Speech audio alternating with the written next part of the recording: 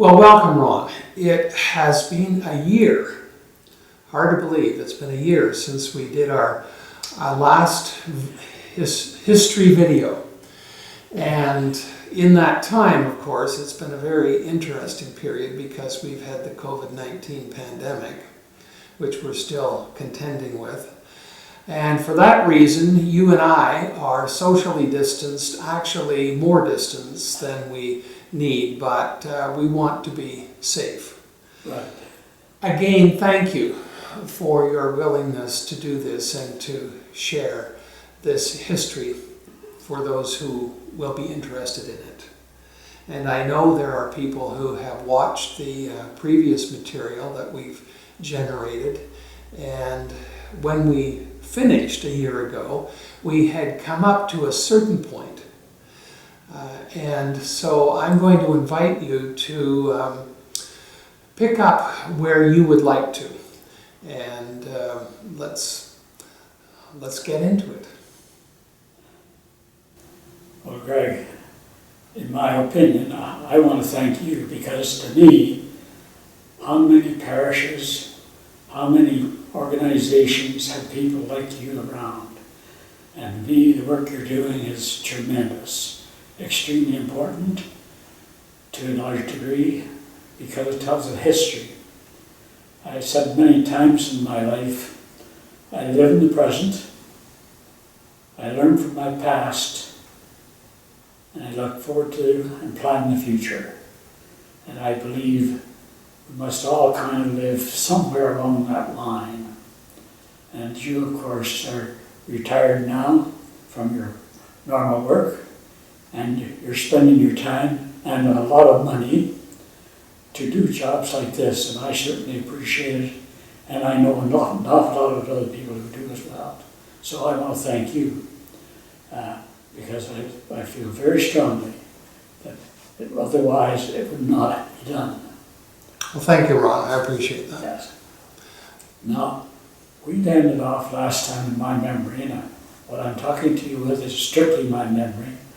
Sometimes it fails me, but most of the time it doesn't. It's fairly good. And we talked very briefly about it, the Reverend David and Lorraine Kay. And they were really amazing people to my thinking, because they had, I think it was 4 of their own children, and they had adopted, their oldest child was born before they were married. Their oldest adoptee was born before they were married. And so they had adopted that child, and who was supposedly handicapped. And in my opinion, he was not handicapped. He was handicapped by his parents because they didn't expect things of him.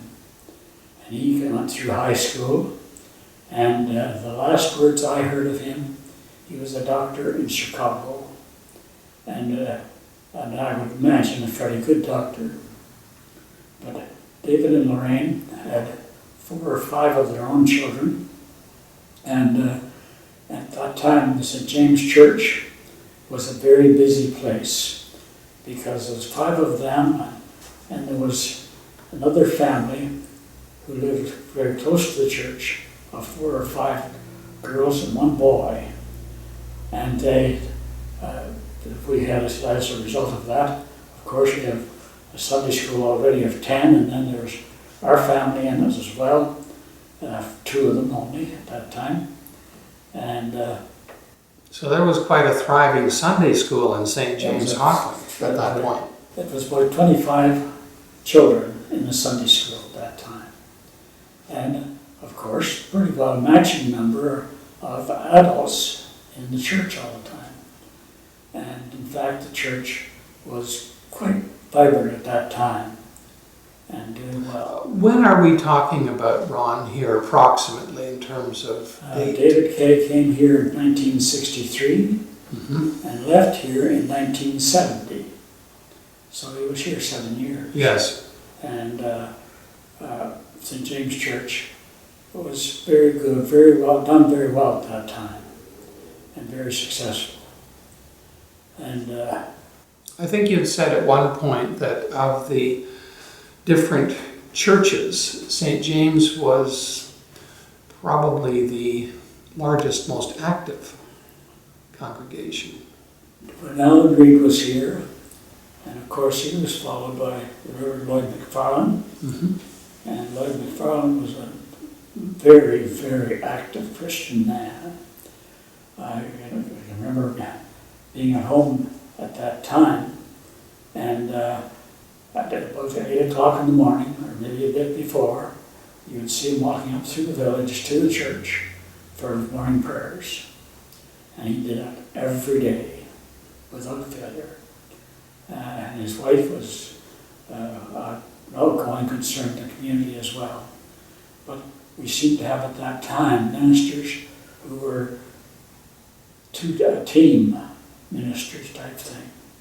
And it worked well because Lorraine Kay was in particular, I do not know what her education was, but I know she dealt a lot with anybody who had nerve problems or problems sleeping and so on, and she dealt with those people and did an excellent job with them. Was very active. And David was a quiet fellow, not loud at all, but he seemed to fit in with the community. And even when he left here, he went to Allendale near Barrie, St. Barrie. I see. Yeah. It sounds like they were quite a good team bringing together, well, if he was a quiet person, that she was perhaps more socially comfortable and engaging and so She forth. was more outgoing. Yes. More outgoing than he was, yes. But he wasn't shy, but he was quiet. He was very quiet, and certainly made you feel at ease with him. And that to me is very important. Very important. Yes. And yeah. That's right. I should also mention, I think, that Reverend Lloyd McFarlane was followed by a gentleman by the name of Sinclair. And the Reverend Sinclair was here for about a year, and his wife died. And they had a newborn child at the time. His wife died of cancer. And so he was here for a very short period of time. I think it was just about almost right on a year. Was that why he left? That's right. That's why he left. Yes. Yes. Yeah. And it's just too difficult. And he did continue in ministry, though. I don't know for how long. I lost track of him. But he was here for that short period of time. I see. Yeah. And David Kay followed him. And David was followed by William Cooper. And I had a lot of experience with Bill Cooper. Because if anything, he should have been, in my opinion, a Pentecostal minister. Well, that had been his background, hadn't it? That was his background. Right. And I don't know why he became an Anglican. But I can remember on occasion going to archdeaconry meetings and various meetings with him. And we'd sit out in front of my mother's house at that time, because we were living with her after my father died in 1965. And we'd sit there and talk for an hour or maybe more after midnight about the church. And his beliefs and mine didn't go along together very well. But we still liked each other. And I really liked Bill Cooper. And finally he left here very suddenly. He decided one Sunday morning that he couldn't go to St. John's down in Moon Mills. And so he just quit and left. The suddenness of Reverend Cooper's departure, did that leave a gap before another minister was assigned? Yes and no. We had a fellow called John Herder, who was a perpetual deacon. This is Kirk's father. And Kirk's father is correct. And he did a lot of work in the church, and as good a preacher as anybody I've ever heard.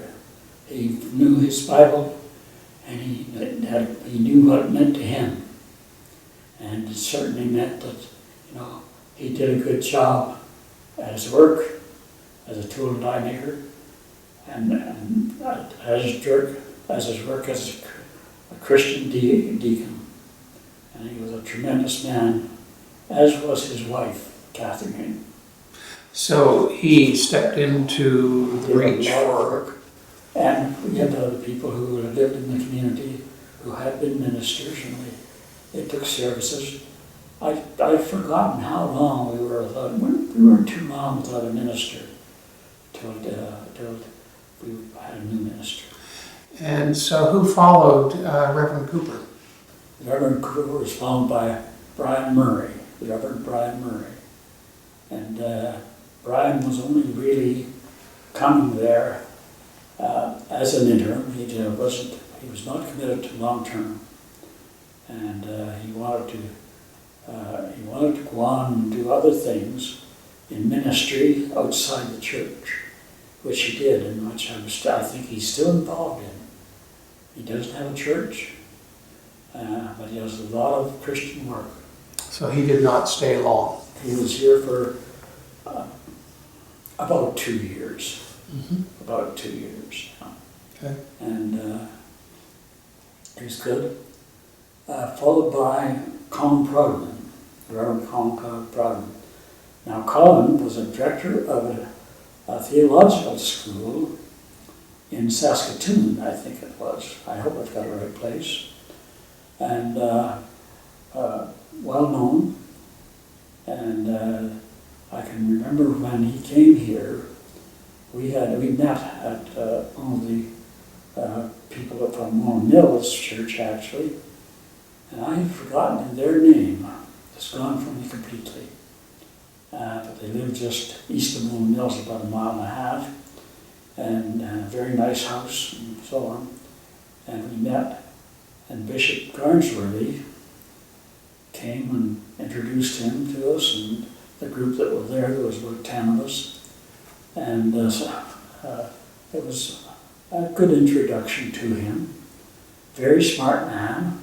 I couldn't believe how smart he was. A really good preacher who made me think lots, and which I liked because he made me think.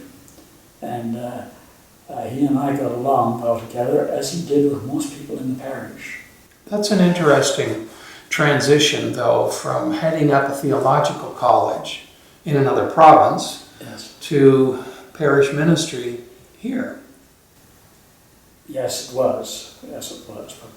But he had some personal problems, and I thought they were gone when he was here, but they did appear again later in his life, unfortunately, because Colin was, in my opinion, an excellent person. Ron, for Bishop Garnsworthy to come and introduce the new minister would be, I think, unusual. Do you think that given Reverend Proudman's position that he came from, there was some thought that this might be a stepping stone to other positions within the diocese? I really, truthfully, could never put on what I felt. I know I felt uncomfortable in the group. You mean the group when Bishop Garnsworthy came right. to introduce? Yeah. Yes. Because Bishop Garnsworthy, who I knew was not well, and the person, the pub that we were at, that had a good wine cellar, and he served drinks, and Bishop Garnsworthy had quite a few drinks, and he continually smoked. And I couldn't understand the bishop smoking continually and having the health problems that he had, that I knew about. And it really and truthfully turned me off Bishop Garnsworthy Just that event. Yeah, that event. When are we talking about here, Ron? When would this have been that Reverend Proudman came? 1979, 78, 79 era. I And see. he was here for about 2 years. I see. So I think 78 would be the year he came here. In the summer, nice weather. And I can remember I had never seen wild turkeys. And looking out the window at this house, there were the wild turkeys. Interesting. Yeah. Interesting is right, yeah. So, who followed him? Reverend James Small came from Newmarket, St. Paul's Newmarket, to our church. And he was, in my opinion, the perfect fit for that time. Because he had 2 boys and his wife, and all they fit in well in the community. And his love was really Scouts.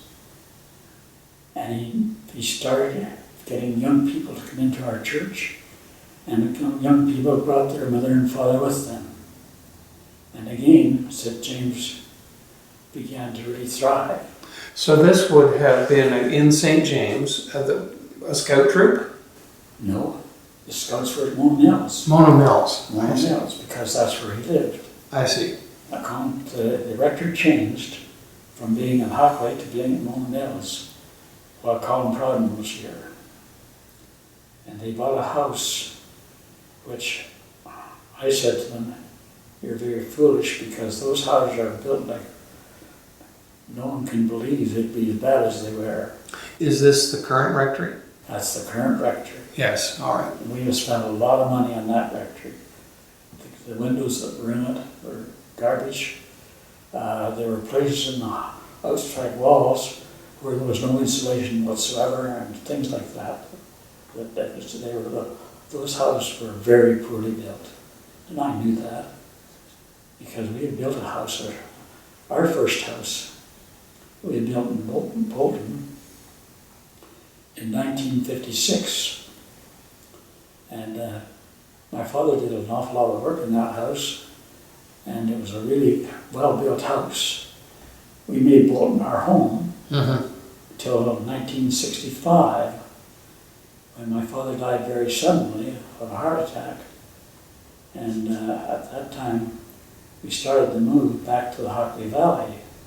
And Why did you come back, Ron? because I made an agreement with my older brother and sister, who were the executors to my father's estate, to buy the buses from his estate. Right, he had 3 buses, I think, 3 at buses. that point. I bought 3 buses at that time. And I said to my wife, Olive, I said to her, when we reach 100, I'll sell and we'll retire. Now you meant 100 buses, not 100 years old. Yeah, well, I meant 100 buses. Okay. Yeah, I meant 100 buses. I don't know what made me say 100. It just was a number. Who followed Reverend Small? The Reverend Small was followed by Brad McLean. Brad was what can I say, very different. Knew his Bible inside out and backwards. I had difficulty following his sermons. I think most of our people did. And he was he was a very high churchman, and did not fit well in the community. When did he come, Ron? He came here in 85, I think, and was here about 2 years. We had a time there where we had a lot of ministers for a short period of time. Like prior to Jim Small, and Jim was here for 5 years, a little over 5 years in fact. And so he came here, and he was only here for a couple of years. And at that time, he brought in quite a few people that, again, were closer to Pentecostal than what we had been. And like communion services once a month, not frequently, and things like that was not our habit and didn't really fit well until he left again. He left of his own. At that point, did the parish have any input into the selection of minister, or was someone simply assigned? My experience is they were assigned. We didn't have much input into who came or who went. I see. When Jim Small came here, we did have input, and the wardens had gone, and the wardens of 4 churches had gone at various times, not as a whole group, but they had gone to Newmarket to hear him and to briefly talk with him if they could, and that they felt he was a good fit for our parish, and that's why it came to be that. Now, St. John's Cemetery, you've got to remember that at that time there were many new people coming into this community, and we had 2 that came in quite together and fit in extremely well, were the McKendricks and the Saunders, and they both were families that fit in extremely well. And Don and Gordon McKendrick, Don took a real interest in the cemetery and was on the cemetery board for St. Paul's for many years, and the contribution that she made to cemetery business were great as far as I was concerned. And the cemetery grew. We had a lot, it was the most popular cemetery at that time in this area, because United Church, there are Roman Catholics buried in that cemetery, and so on. And that's the way that the cemetery flourished at that time. And I've forgotten what the central fund at the cemetery came to be, but it had a lot of money in it. I see. It was second highest in the diocese at that time. I see. But St. John's Cemetery was, a really big contributor to the welfare of the whole parish. And of course, it was about 6 or 7 churches. When Alan Reed was here, and we're down to 4: St. John's Church and Cemetery, St. Paul's, St. James, and St. John's One Mills. And there were a lot of pressure, because I can remember being on a committee from the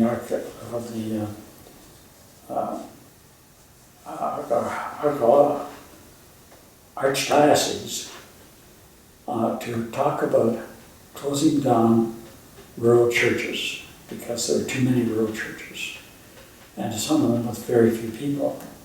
And that included our parish, because St. Paul's had gone down to about 10 people to the service, and there was talk of it maybe had to close. Now, Old St. John's Church closed in 1958 or 59. It no longer had regular services. And it closed. Now that was Old St. John's at the cemetery. At the cemetery. Yes. At that time, Alan Reed was Archdeacon of Simcoe. And I can remember going to a meeting to close that church with him, and there were about 4 or 5 people at that meeting. And of course, I had nothing really to say or hear. I was there as a listener. Okay. And it was, to me, a very sad thing to be there, but I couldn't see how we could carry on with the church, trying to heat it, trying to keep it, and so that's what was closed. Yeah. We talked to Brad McLean. Yes. He was followed by Patricia Blythe, and of course our first female priest. And when did she come, Ron? Like 87, I guess it would be, because that's when Brad McLean had left. And she came in at 87, I'm pretty sure. And was here for almost 10 years. I think 96 she left. And Pat would be, in my opinion, a good minister. Mm-hmm. She fit well. Her husband fit well. Really nice person. They were both nice people. And she was well liked. And St. John's, though, in particular, did very well in her ministry. And that's when this church came into being, in her time. Well, this was built in 1991. It was opened in 91. Right. Started building in 90. And opened, I think it was almost Easter 91, memory served me right. And Pat was really well liked. I think of her often. About every 2 or 3 months, she'd come into the office and sit down and talk to me for an hour or so. And we get along well, and we had our differences of opinion, which I felt fine with, and she felt fine with, which I liked, because that, to me, if you can differ with a person and get along with them well, it works well. And, so she was generally liked. she was generally extremely well liked. Yes, I often hear favorable comments Yeah. in reference to her, Yeah, even today. Yeah. Mhm. But she was an interesting lady, and a reasonably good speaker. Not a big, powerful speaker or anything like that, but a good speaker. And she had a good feeling with people. She knew how to fit with people. Mm-hmm. And I was sorry to see where she went, because to me, the parish she went to was a dying parish. Why did she leave here, Ron? Do you know? I don't know. I think the bishop thought it was time, because she'd been here almost 10 years, Mm-hmm. that they had to move her somewhere. And I'm not sure why, but I've often wondered why. And of course, she was followed by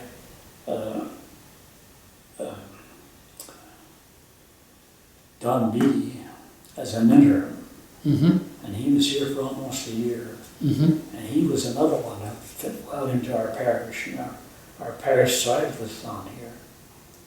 And he was a big man, not a particularly big voice, but a pretty good voice, and just kind of a really easygoing guy. And they fit well for the interim. And Was he viewed as an interim? he was retired. I see. He was a retired minister. Mm-hmm.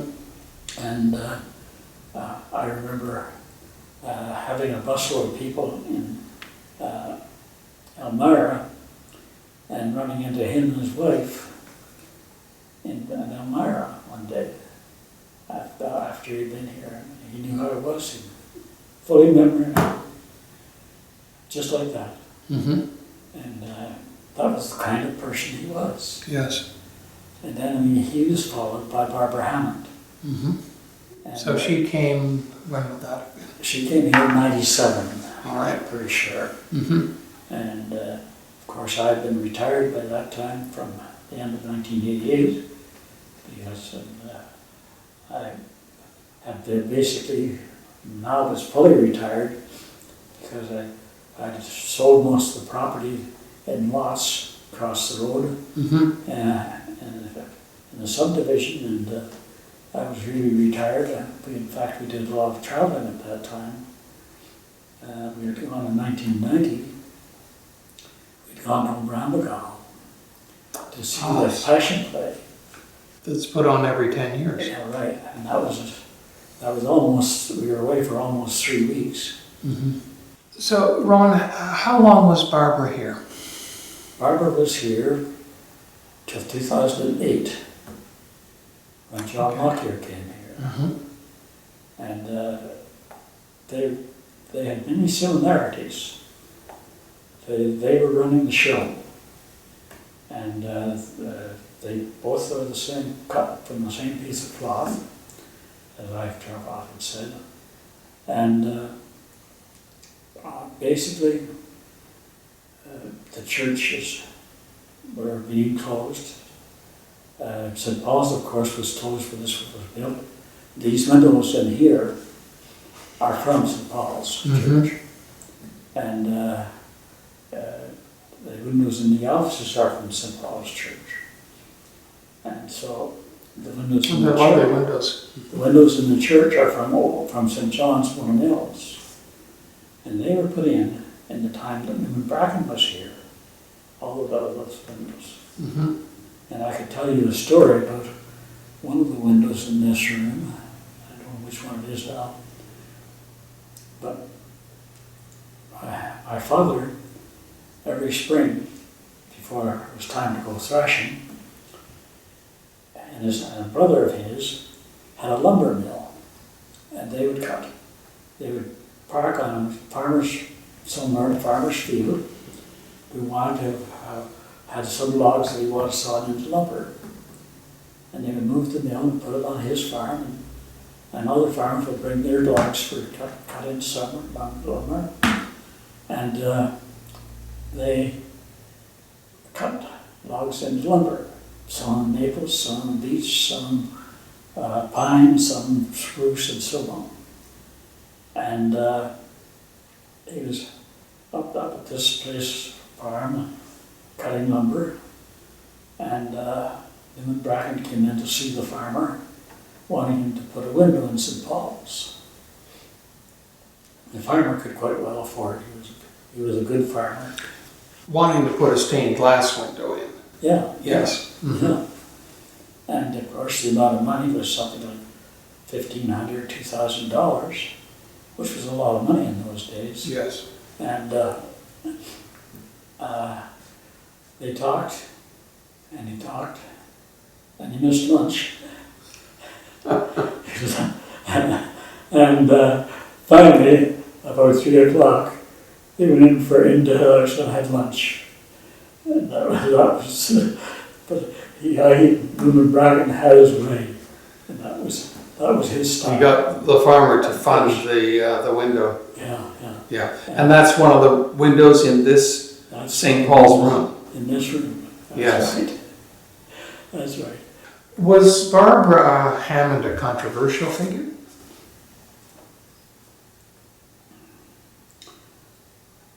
I would say yes, controversial, because she loved to God. And I can remember her coming to St. James, because we had 10 o'clock service, and she took our service, and when she left our service, she went to play in a golf tournament. And a fellow by the name of Knox, now what was his first name, ended up taking the service at St. John's. She was supposed to be And she was taking the service at St. John's, but And we were down to, it was just St. James and St. John's Church at that time. so this did not go over well. That did not go over well at all, with the people of Mona Mills in particular, which I can appreciate. And so that was when she was moved. And Oh, I see. Bishop Elliot, This is George Eliot. George Elliot, that's correct, said, "I have the perfect person for you for this parish." And he moved John Lockyer here. And John was well received. He worked hard at it, and he was well received. Yes, he did everything right. He was a good preacher. He called on people. He kept his contact with people, and he was off that way. So, and of course now John is followed by Archdeacon Elizabeth. By Elizabeth, immediately, yes. Yes. In 2008, no, 2017, pardon me. Right. Yeah. And in my opinion, she's an excellent fit, a really good preacher, Mm-hmm. because she relates it to life extremely well, and she can beat us to the punch most of the time, and which I like. Her sense of humor is wonderful, Mm-hmm. and so on. And mind you, Bishop Peter Fenty, when I talked to him, he said about it, he said, I'm the perfect person. These bishops have a way of telling you they have the perfect person, don't they? Yes, they do, yes. And I haven't. But he was right. Mm-hmm. And for which I was grateful. Very grateful. Well, and she will say that when she initially came, it was for a short period. Yes, it was. And But very somehow- quickly changed her mind and was happy to be here. Well, she's quite happy to be here. And of course, we're quite happy to have her. Yes. And when it gets that way, that's when ministry becomes easy to do. Mm-hmm. And I can remember as a teenager helping to take services. I remember you talking about your role down at the Castlemore Church. That's correct. Right. Mm-hmm. As a lay reader. And, Yeah, mm-hmm. I did a lot of it. I know not too long after we were married, I got a call from Alan Reed. He had a rural church up near, down to kind of out to the northwest of Barrie, in a little village, and he got us going. And I went, he wanted me to come up and take service at that church for him, because he had services in Barrie that he had to be at. He had to have somebody take that service, which So did you go? I went. What was the village? Oh dear, I've forgotten. That church today is in the Simcoe County Museum. Really? Really. They moved it. They moved the church, and it went to now, like the Dufferin County Museum has a church in it, and it's Visual United Church. I see. Moved there. Well, Ron, we brought this up to the present. Is there something that we have not covered that you think we should? Well, the people we're still missing who left from here during John Lockyer's ministry, and Vicky and Norm Randall. Vicky was one time our secretary here and worked very hard, free of charge. There are other people who I would love to see back.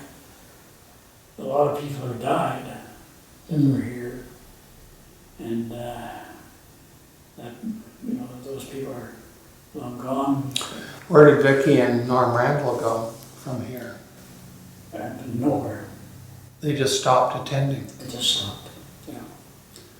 And in fact, we have a list at home, and I bet you I could name them off. If I look through it, I could go through at least.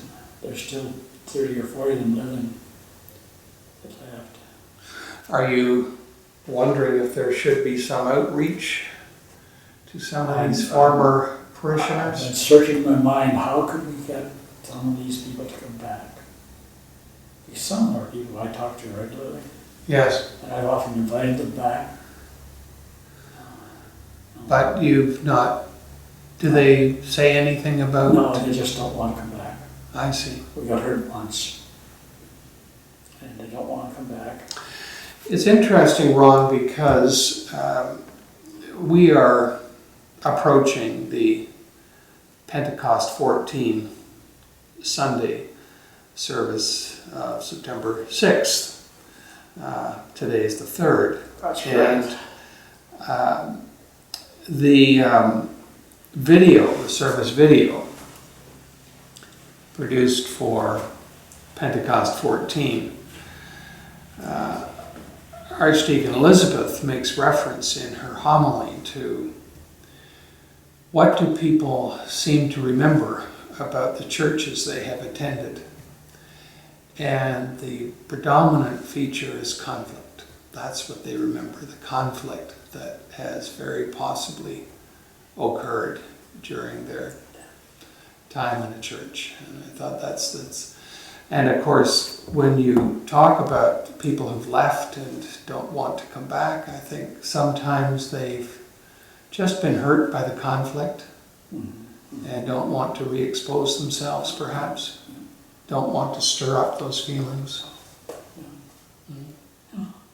Like I stuck to it because we had a program come here called TIMS, Together in Ministry. Barbara was here, trying to solve some of the problems. And we generally assembled for a light supper at about 6 o'clock in the parish hall here. And there were 3 people who came from the diocese, and who were appointed by the diocese, is probably a better word. One of them was a person from Stony Creek, which is way down in, near Peterborough. Well, Stony Creek was down Hamilton, Niagara way. So. Yeah, that's right. Yes. But the church is down Stony Creek. Oh. Is down south of Peterborough. I see. And it's Stony Lake, maybe it was. I forgot. Yes, there's a Stony Lake. Yeah, Stony Lake. And a lady who was quite young, I would say in mid to late 20s, and the oldest one was the fellow from the Stony Lake, and the other fellow, I don't know where he came from, but he was quite a nice gentleman, and they arrived here, and we were all assembled, and I don't know what... We being the congregation? Or the people who were participating in this TIMS program. All right. There was, I'd say, 20 or 25 of us, maybe more, because we had to go somewhere. Direction had to change. And so the 3 of them were standing outside the washrooms, arguing like mad over something. I don't know what. And they finally came in about half an hour late to what we normally started. And the 3 of them, and the fellow from the diocese that I can't remember his name at all, didn't know him that well. He was conducting the session. And he would say a short sentence, and she would object. And that went on. And finally, I got up and left. To me, they had not prepared for the meeting, and they were not doing anything. So I got up and left. Was this a one-time meeting? No. This was ongoing? Went on program. Weekly, I think. It was something apparently that the diocese had developed somewhat and had used successfully in some churches. But to address conflict or other more neutral? Conflict resolution. I see. Was what it was. Yeah. And, it got out of hand completely. So it did not produce any. So I benefit. I just couldn't live with that. I see. Because it was not right. I believe that a meeting has still got to have an agenda. It's got to have a way to deal with things. And the 3 people that were conducting it couldn't even get along. So more conflict. And I think that was the last meeting, in fact, that we had of that. And it just was was not well done. That's unfortunate because that still left the conflict that was dividing people. It made it worse. Yes. It made it worse. Well, Ron, I think that we are coming to the point where we need to stop.